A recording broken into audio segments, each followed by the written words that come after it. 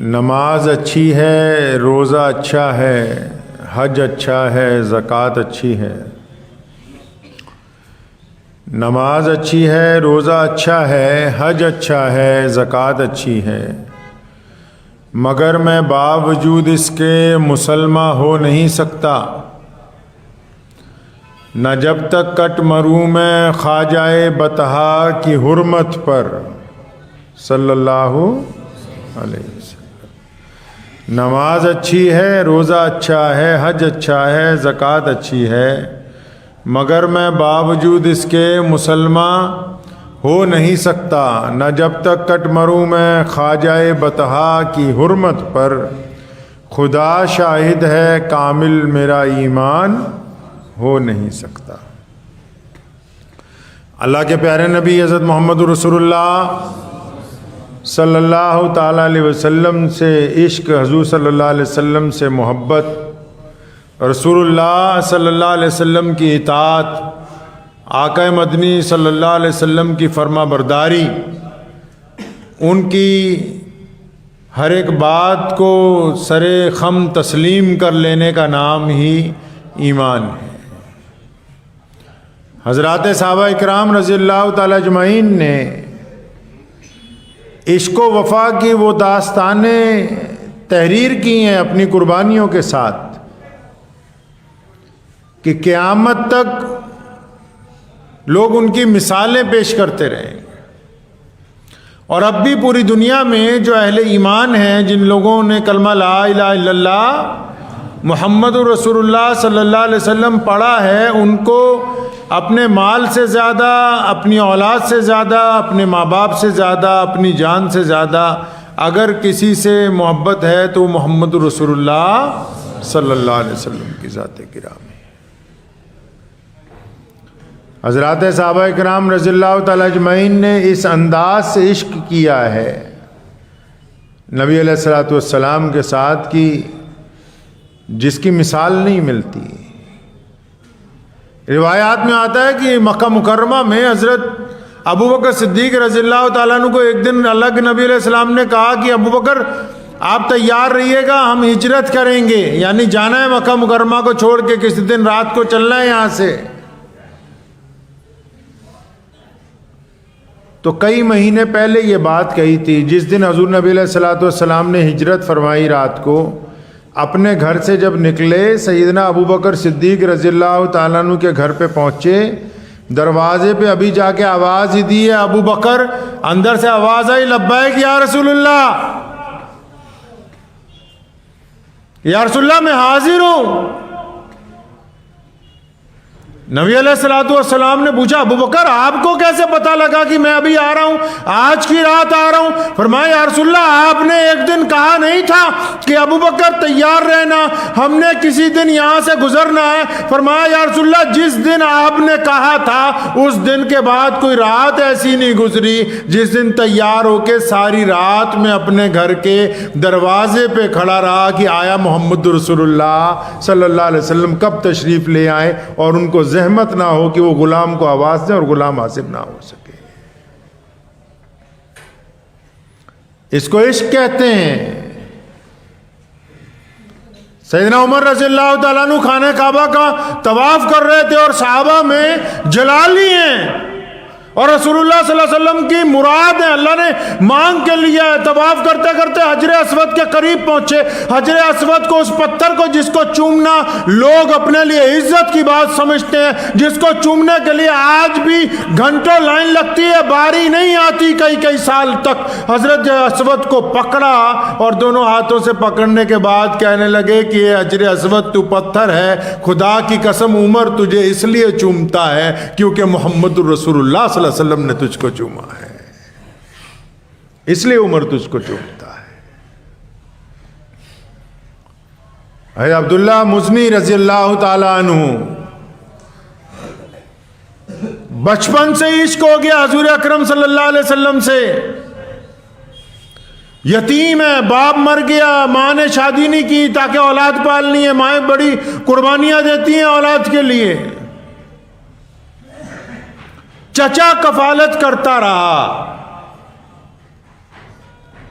جب چچا کفالت کرتا رہا تو آخر ایک دن رہا نہیں کیا، حضور صلی اللہ علیہ وسلم مکہ چھوڑ کے مدینہ جا چکے تھے، اپنی ماں کو بار بار کہتے تھے میرا بڑا دل چاہتا ہے میں اپنے نبی علیہ الصلوۃ والسلام کی خدمت میں جاؤں، میرا بڑا دل چاہتا ہے کہ میں حضور اکرم صلی اللہ علیہ وسلم کے پاس پہنچ جاؤں، لیکن چچا ظالم تھا، اجازت نہیں دیتا تھا۔ ایک دن ہمت کر کے اپنے چچا کے پاس پہنچے، اپنا مدعا بیان کیا تو چچا کہنے لگا تجھے پتا ہے کہ جس گھر میں تو رہتا ہے وہ کس کا ہے؟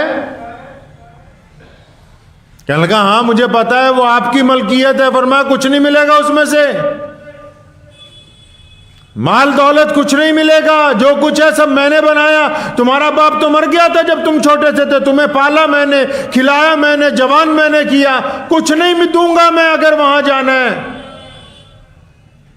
کہنے لگے چچا کوئی بات نہیں، سب کچھ تو رکھ لے، تو مجھے تو صرف مدینے والے کی زیارت چاہیے، بس وہی کافی ہے میرے لیے۔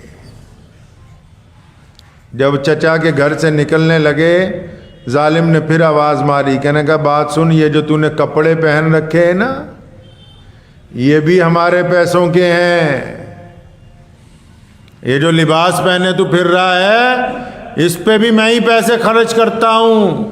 کپڑے اتار کے جا، روایات میں لکھا ہے کہ بالکل تمام کپڑے اتروا لیے چچا نے، اور پھر بنا کپڑوں کے اپنی ماں کے پاس پہنچے، کہنے لگے اماں تجھے پتا ہے جب میں پیدا ہوا تھا تب بھی بنا لباس کے تھا، تو نے مجھے لباس دیا تھا، آج چچا نے کپڑے بھی اتروا لیے اور میں مدینہ منورہ جانا چاہتا ہوں۔ ماں نے خواتین والے کپڑے دیے، ان خواتین کے کپڑوں کو پہن کے دیوانوں کی طرح وہ مدینہ منورہ کی طرف چلے مکہ مکرمہ سے۔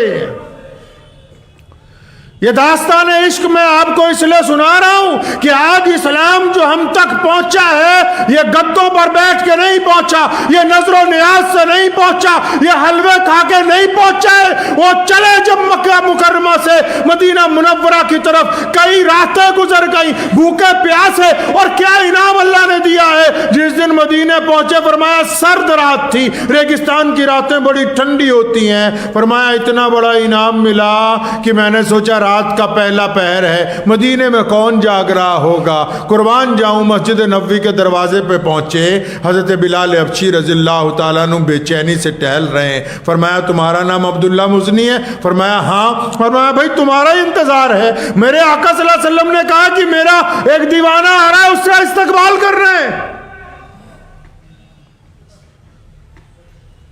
رات کو کھجوریں پیش کی گئیں، کمبل پیش کیا گیا، اور حضور اکرم صلی اللہ علیہ وسلم کے کئی طرح کے صحابہ ہیں، کوئی جانثار صحابی ہے، کوئی محبت کرنے والے ہیں، کوئی مراد والے ہیں، کوئی مرید ہیں۔ حضرات صحابہ اکرام نے متفقہ کہا ہے کہ عبداللہ مزنی رسول اللہ کا لاڈلا صحابی تھا۔ کچھ بچے ماں کے لاڈلے ہوتے ہیں نا، مدینے پہنچے تو لاڈلے صحابی تھے، عمر بھی کم، ماں بھی ساتھ میں نہیں، باپ کا انتقال ہو چکا، چچا نے گھر سے نکال دیا، رسول اللہ صلی اللہ علیہ وسلم بڑا لاڈ کرتے ہیں، بڑا پیار کرتے ہیں۔ اور اسلام میں ہے کہ مسجد میں کوئی زور سے قرآن نہ پڑھے، مسجد میں کوئی زور سے تسبیح نہ کرے، مسجد میں کوئی زور زور سے بولے نہ، تاکہ دوسرے نمازیوں کو تکلیف نہ ہو۔ عبداللہ مزنی ایک دن زور زور سے وجد میں اللہ کا نام لے رہے تھے، اور عمر تو عمر ہی ہیں رضی اللہ تعالیٰ عنہ، سیدنا عمر نے ڈانٹ دیا کہ زور زور سے کیوں پڑھتا ہے، چپ ہو کے پڑھ۔ اب جب کوئی لاڈلوں کو ڈانٹتے تو لاڈلے رو پڑتے ہیں، چپ تو ہو گئے لیکن بڑے روئے کہ مجھے ڈانٹا ہے۔ جمعے کا دن تھا، حضور اکرم صلی اللہ علیہ وسلم خطبہ دینے کے لیے آئے، سامنے بیٹھے تھے، رسول اللہ کے چہرے مبارک پر نظر پڑی تو رونے لگے۔ حضور اکرم صلی اللہ علیہ وسلم خود اٹھے، فرمایا کیا بات ہے، کیوں رو رہا ہے ہمارا لاڈلا؟ پتہ لگا حضرت عمر نے ڈانٹ دیا۔ محمد رسول اللہ صلی اللہ علیہ وسلم نے حضرت عمر رضی اللہ تعالیٰ عنہ کو بلایا، فرمایا باقیوں کے لیے یہ تو قانون رہے گا لیکن آج کے بعد مزنی کو نہیں ڈانٹنا ہے آپ نے۔ مدینہ منورہ میں رہتے ہوئے ہی ایک دن بخار ہوا، حضرت عبداللہ مزنی کا انتقال ہو گیا رضی اللہ تعالیٰ عنہ۔ مدینہ منورہ میں رواج ہے، ہمارے یہاں بھی رواج ہے کہ جب بندے کو لحد میں اتارنا ہوتا ہے نا تو قریبی رشتہ دار آگے جاتے ہیں، بیٹے آگے جاتے ہیں، بھائی آگے جاتے ہیں۔ صحابہ فرماتے ہیں جب ان کو قبر میں لحد میں اتارنا تھا قریبی رشتہ دار کوئی نہیں تھا، محمد رسول اللہ صلی اللہ علیہ وسلم نے سب کو کہا پیچھے ہٹ جاؤ، میں اس کو اتاروں گا لحد کے اندر۔ آپ اس کا درجہ دیکھیں، حضور اکرم صلی اللہ علیہ وسلم کی ان سے محبتیں دیکھیں کہ کالی کملی والے صلی اللہ علیہ وسلم نے اپنے دونوں ہاتھوں میں لے کے ان کو قبر کے اندر اتارا، ان کی آنکھوں سے آنسو گرے۔ اس سے بلند مقام کسی عاشق کا اور کیا ہو سکتا ہے؟ سیدنا ابو بصیر رضی اللہ تعالیٰ عنہ فرماتے ہیں کہ مجھے مکے کے لوگوں نے قید کیا، بیڑیاں پہنائی کہ مدینے نہ جا سکے، پھر بھی ایک رات کو قید میں سے نکل آئے اور بیڑیوں سمیت مدینہ پہنچے۔ ادھر صلح حدیبیہ میں فیصلہ ہو چکا کہ اگر کوئی مکے سے مسلمانوں کا قیدی چھوٹ کے مدینے واپس آ جائے گا تو مدینے والے اس قیدی کو رکھیں گے نہیں۔ فرمایا کتنے دن کا سفر کر کے بیڑیوں کے ساتھ مدینے پہنچے، اور ایسے مدینے پہنچے کہ دونوں پیر زخمی ہیں، دونوں ٹانگیں زخمی ہیں، ہاتھ زخمی ہیں، لیکن جب مدینے پہنچے تو پیچھے قریش کے 2 صحابی بھی پہنچ گئے۔ ابھی رسول اللہ کو سلام ہی کیا ہے کہ 2 قریش کے سپاہی پیچھے آ کے کھڑے ہو گئے کہ اللہ کے نبی آپ نے تو وعدہ کیا تھا جو مسلمان بھاگ کے آئے گا اس کو ہم واپس مکے والوں کو دیں گے۔ ابو نصیر رضی اللہ تعالیٰ عنہ کو حضور اکرم صلی اللہ علیہ وسلم نے دیکھا تو آپ صلی اللہ علیہ وسلم نے کیا فرمایا؟ یہ عشق و محبت کی وہ داستان ہے۔ آج کل تو جو عشق محبت ہے لوگوں کا آپس میں بھی کوئی کسی کا نام نہ لے تقریر میں تب ٹوٹ جاتا ہے، پیروں سے مریدوں کا عشق، کسی کی تصویر چھوٹی چھپ جائے تب ٹوٹ جاتا ہے، لیڈر اور ورکر کا عشق،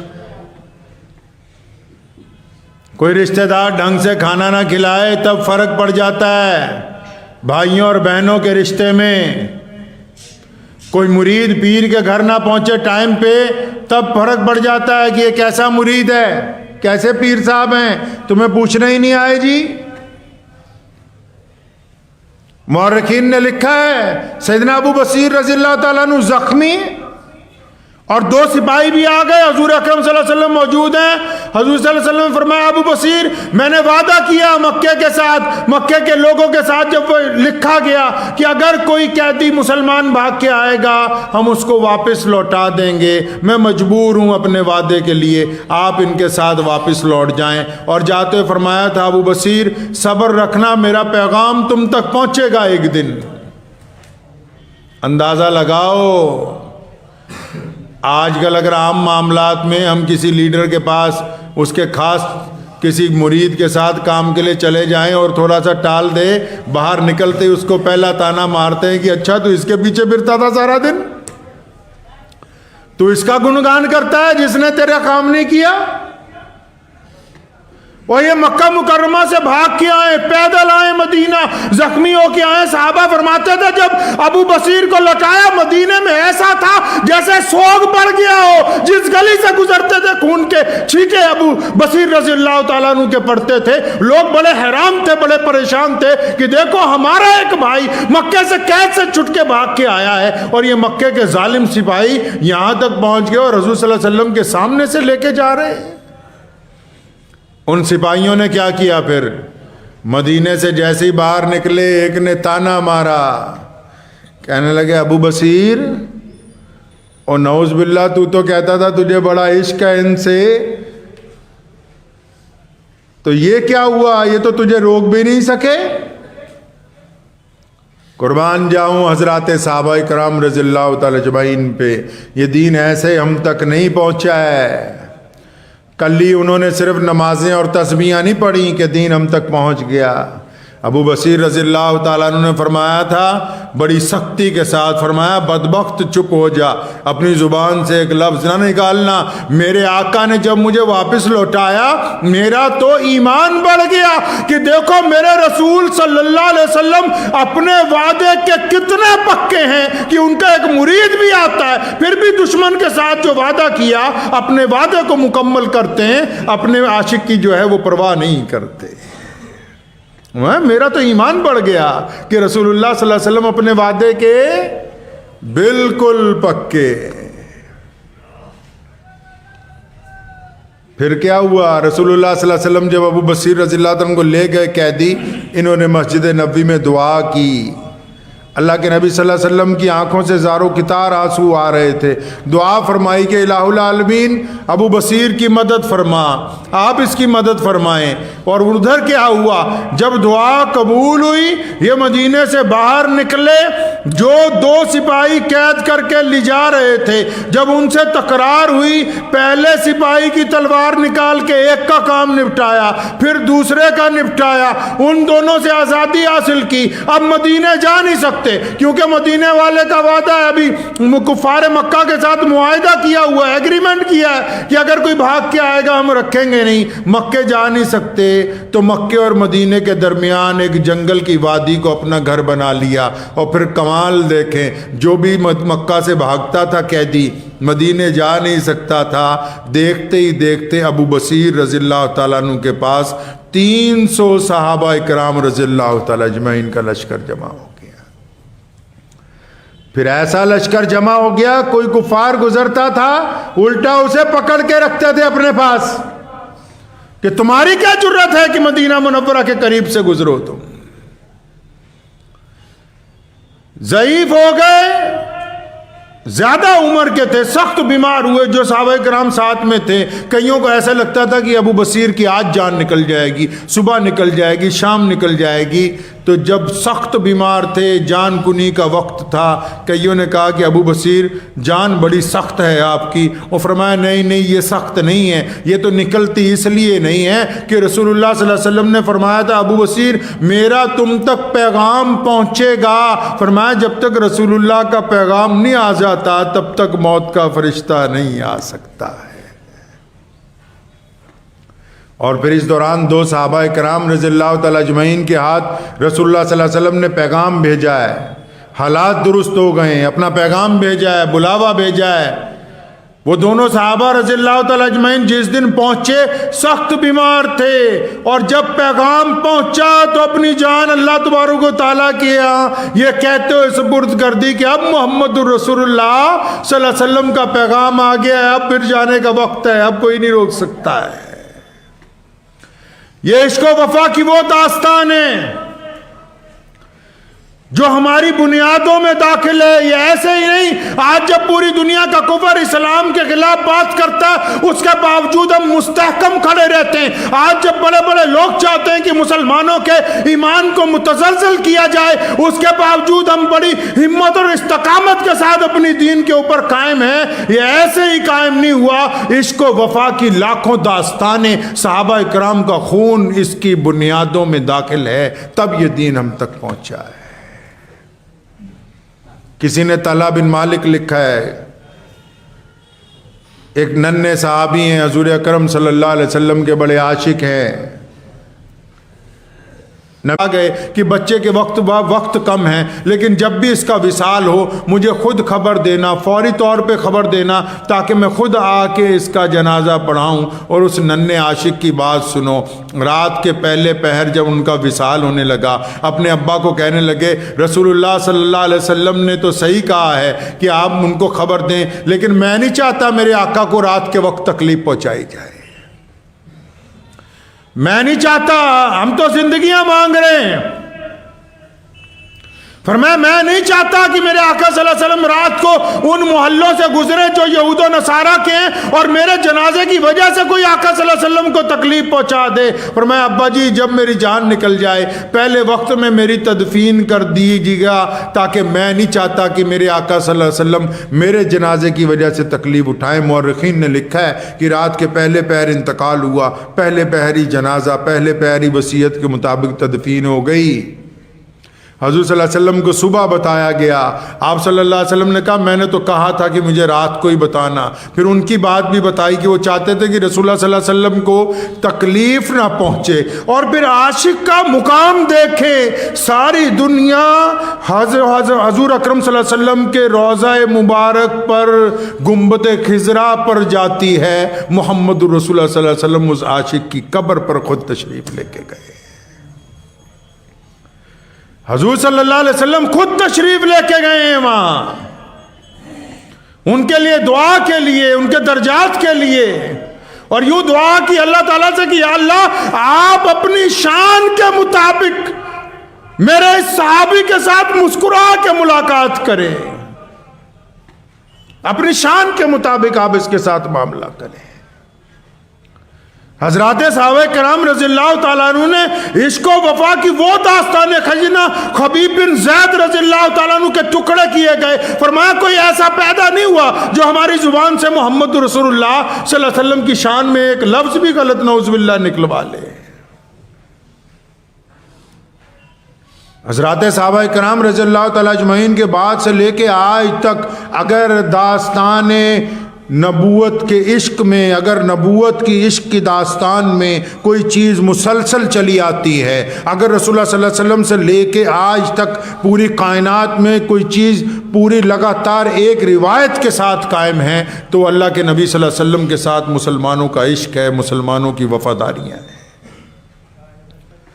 تو کہا نا جناد عشق صادق ہے وہ قد فریاد کر دے ہن، لباں تے مہرے خاموشی ہے دلاں چ یاد کر دے ہن۔ نبی اکرم صلی اللہ علیہ وسلم کی اتباع کے لیے، رسول اللہ صلی اللہ علیہ وسلم کے تو پیچھے چلنے کے لیے رسول اللہ صلی اللہ علیہ وسلم کی ادائیں اپنانی پڑتی ہیں۔ صرف اچھا بندہ جو نماز ظاہری طور پہ پڑھ رہا ہو، بہترین کپڑے پہنتا ہو اور اچھی اردو بولے، اچھی حدیثیں سنائے، وہ عاشق نہیں ہوتا۔ جو عشق کے مطابق اپنے معشوق کی اداؤں کے اوپر چل کے دکھائے وہ عاشق ہوتا ہے۔ قربانی دینی پڑتی ہے، کس کی قربانی؟ جان کی نہیں، مال کی نہیں، اپنی خون کی ہڈیوں کی قربانی دینی پڑتی ہے۔ اپنی جان رسول اللہ صلی اللہ علیہ وسلم کے احکامات پر نچھاور کرنی پڑتی۔ رسول اللہ صلی اللہ علیہ وسلم چاہتے کیا ہیں؟ رسول اللہ صلی اللہ علیہ وسلم گفتگو کیسے کرتے تھے؟ رسول اللہ صلی اللہ علیہ وسلم کا چہرہ مبارک کیسا تھا؟ رسول اللہ صلی اللہ علیہ وسلم کھاتے کیسے تھے؟ رسول اللہ صلی اللہ علیہ وسلم بیٹھتے کیسے تھے؟ عاشق تو وہ ہوتا ہے جو ایک ایک ادا وہ کرتا ہے جو اس کے محبوب کی ہو، تب کہیں جا کے اس کی بات بنتی۔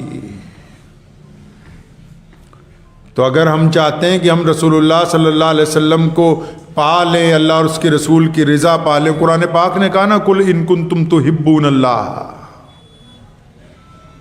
تیسرے پارے کی آیت ہے۔ اللہ فرماتے ہیں کہ اچھا تم ہماری اطاعت کرنا چاہتے ہو، ہماری فرما برداری کرو گے، تم یہ چاہتے ہو کہ اللہ تم سے راضی ہو جائے، تم یہ چاہتے ہو کہ تم اللہ والے بن جاؤ،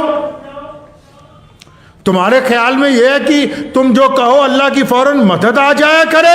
فرمایا اچھا اگر تم ہماری عبادت کرنا چاہتے ہو، ہماری اطاعت کرنا چاہتے ہو، ہماری فرما برداری کرنا چاہتے ہو تو رک جاؤ، پہلے محمد الرسول اللہ کی اطاعت کرو، پہلے محمد الرسول اللہ کا کہنا مانو، پہلے محمد الرسول اللہ کی ادائیں استعمال کرو، اس کے بعد اگر تم محمد الرسول اللہ کی اداؤں کو استعمال کرتے ہو تو پھر تم اللہ تبارک و تعالیٰ کی فرما برداری کرتے ہو۔ اگر محمد الرسول اللہ صلی اللہ علیہ وسلم کی اطاعت نہیں، پھر اللہ تبارک و تعالیٰ کی وفاداری نہیں ہو سکتی۔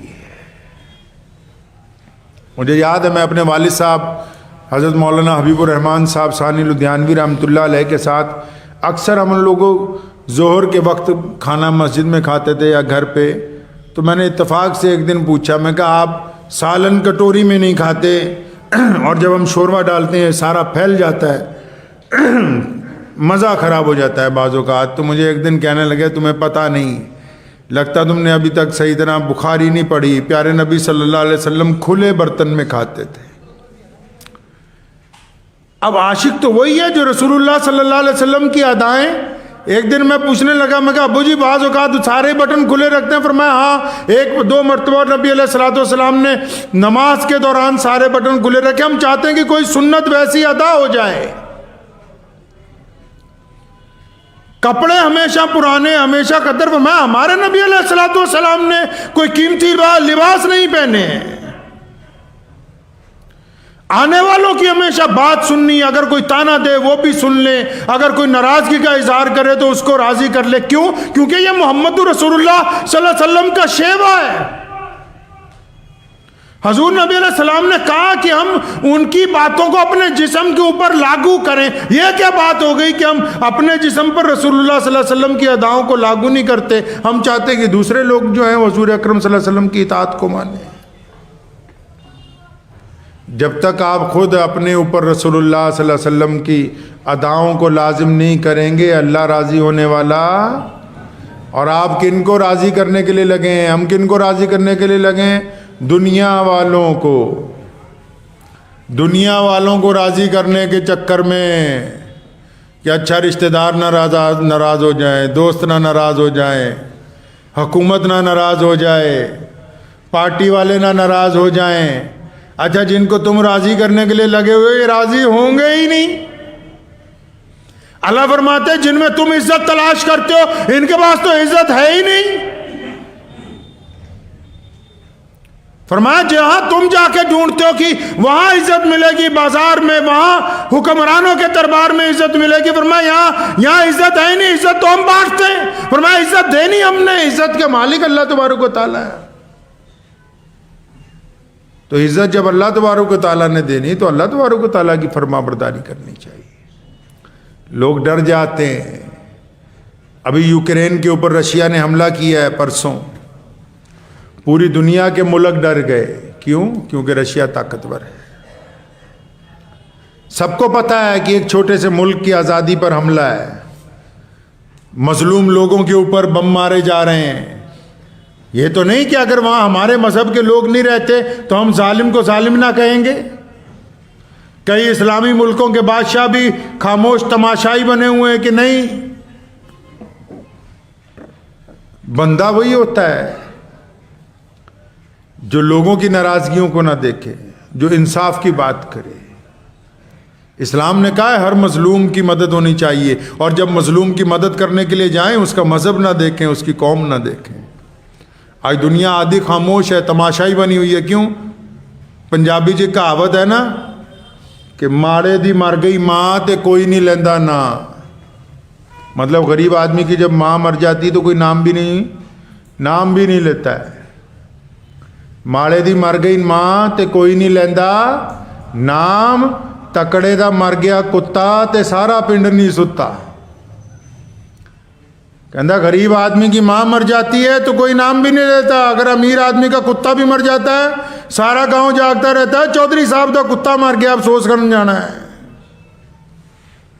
چھوٹا ملک ہے نا، اب چاہے وہ کسی کا ہو تو بڑے بڑے چپ ہیں، اور اگر کوئی مظلوم ہوتا تو پھر بڑے بڑے بولتے، کوئی ان کے حق میں بولتا، کوئی ان کے خلاف بولتا.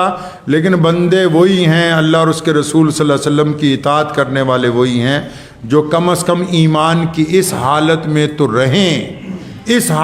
تو رہیں کہ برائی کو دیکھیں، ہاتھ سے روکیں. ہاتھ سے نہیں روک سکتے تو کم از کم اپنی زبان کے ساتھ اس کو برا کہیں.